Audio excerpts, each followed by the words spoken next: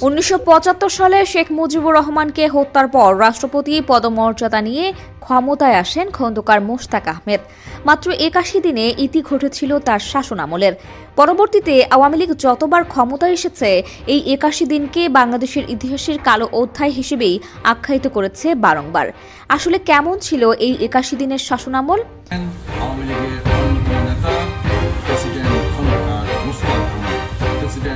খন্দকার মোশতাক আহমেদের জন্ম 1919 সালে কুমিল্লা জেলার দাউদকান্দি উপজেলায়।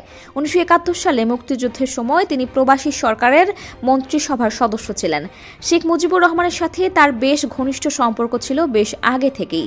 তবে শেখ মুজিবকে হত্যার মূল অভিযুক্তদের একজনও ধরা হয় খন্দকার মোশতাককে। 1975 সালে খন্দকার মোশতাক আহমেদ রাষ্ট্রপতি হওয়ার পরে শেখ মুজিবের সময়কার অনেক নিয়মনীতি পরিবর্তনের উদ্যোগ নেন।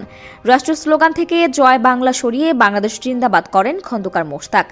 মন্ত্রিপরিষদ থেকে প্রধানমন্ত্রী পদও সরিয়ে দেন তিনি, যার ফলে মোশতাকের শাসনামলে মন্ত্রিসভায় কোনো প্রধানমন্ত্রী ছিলেন না। আওয়ামী লীগপন্থী নেতাকর্মীদের গ্রেপ্তার অভিযানও চোখে পড়ার মতো ছিল মোশতাকের শাসনামলে।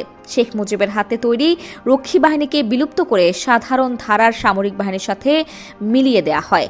খন্দকার মোশতাক আহমেদের বেশ কিছু কর্মকাণ্ড তার শাসনামলকে ভীষণভাবে বিতর্কিত করেছিল।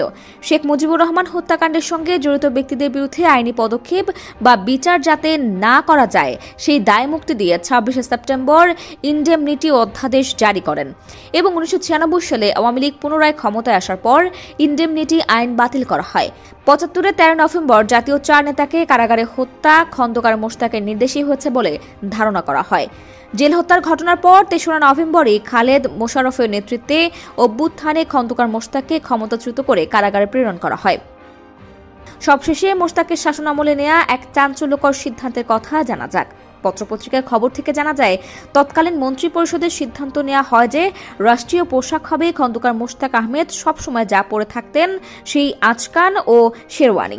মোশতাক যে টুপিটি মাথায় পরতেন সেই টুপিটিকে জাতীয় টুপি ঘোষণা করা হয়। গুরুত্বপূর্ণ সরকারি কর্মকর্তাদের রাষ্ট্রীয় কর্মকাণ্ডে এই টুপি ও পোশাক পরে যোগদান করতে হতো খন্দকার মোশতাকের 81 দিনের শাসনামলে।